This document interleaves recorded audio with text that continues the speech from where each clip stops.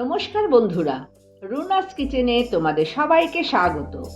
আজ আমি তোমাদের জন্য নিয়ে এসেছি দারুণ সুস্বাদু ডিম পাতুরি।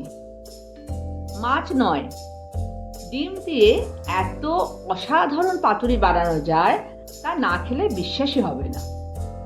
সর্ষে, কাঁচা লঙ্কা আর নারকেলের অপূর্ব স্বাদে এই রেসিপি ভাতের সঙ্গে একবারে জমে যাবে। চলো তাহলে শুরু করি। ডিম পাতুরির জন্য বেশি উপকরণ লাগছে না, ঘরে থাকা সামান্য উপকরণ দিয়েই তৈরি হয়ে যাবে ডিম পাতুরি।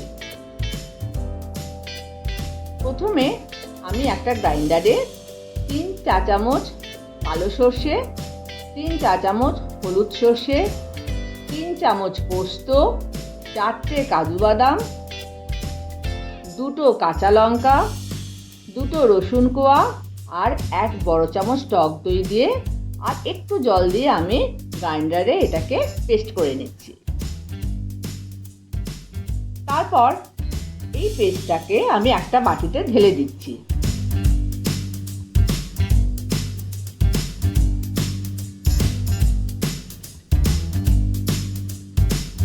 গ্রাইন্ডারে অনেকটাই মশলা লেগে আছে, সেই জন্য আমি একটু জল দিয়ে এর মধ্যে থেকে পুরো মশলাটা নিয়ে নিচ্ছি। এবার এই পেস্টের মধ্যে 1 ছোট চামচ হলুদ গুঁড়ো, 1 চা চামচ নুন, সর্ষের তেল 2 বড় চামচ দিয়ে মশলাটা তৈরি করে নিচ্ছি।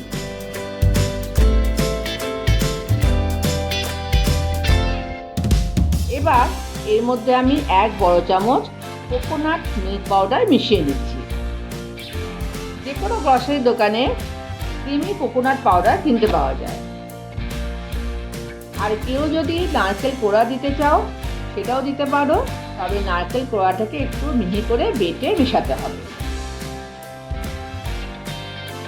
এবার আমি কলা পাতায় মুড়ে পাতুরি তৈরি করব। সেই জন্য আমি আগে থেকে কলা পাতাটাকে ধুয়ে পরিষ্কার করে রেখে দিয়েছি আর প্রয়োজন মতো সাইজ করে রেখেছি। এবার আমি কলা পাতাগুলোকে আগুনে একটু সেঁকে নিচ্ছি যাতে সহজভাবে পাতাটা মোড়ানো যায়।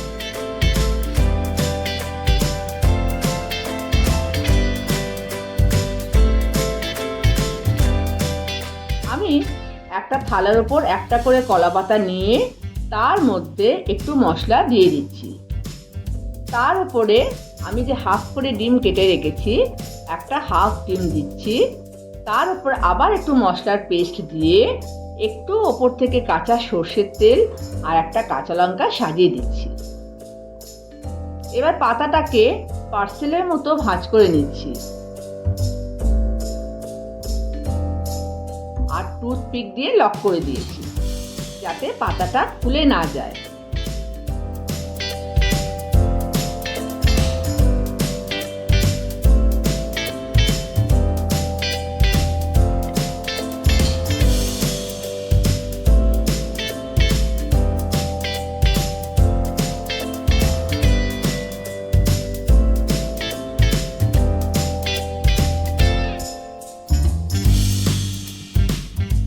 এইভাবে আমি সব কটা ডিম পাতায় মুড়ে নিয়েছি। টুথপিকের বদলে সুতো ব্যবহার করা যায়, সুতো দিয়েও মুড়ে নেওয়া যায়। এবার গ্যাসে প্যান বসিয়ে 1 চামচ সর্ষের তেল আমি গরম করে নিয়েছি।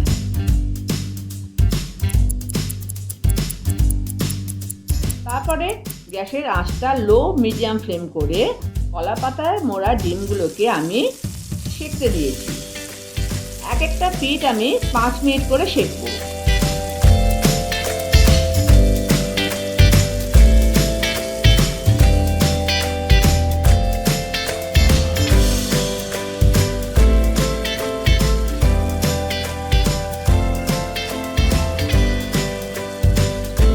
একটা পিঠ হয়ে গেলে অন্য পিঠটা আবার 5 মিনিট সেঁকতে হবে আর চাপা দিয়ে দিতে হবে।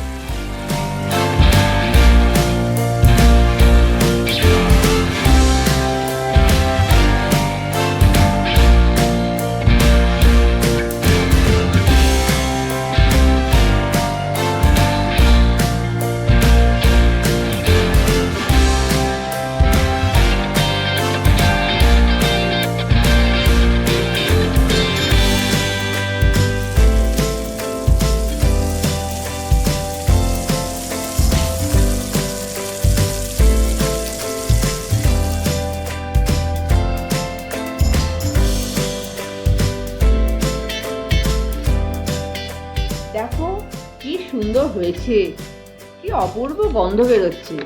এক থালা গরম ভাতে এই পাতুরি দিলে নিমেষেই ভাত খাওয়া শেষ হয়ে যাবে। তোমরাও আমার মতো করে এই রেসিপিটা ট্রাই করো।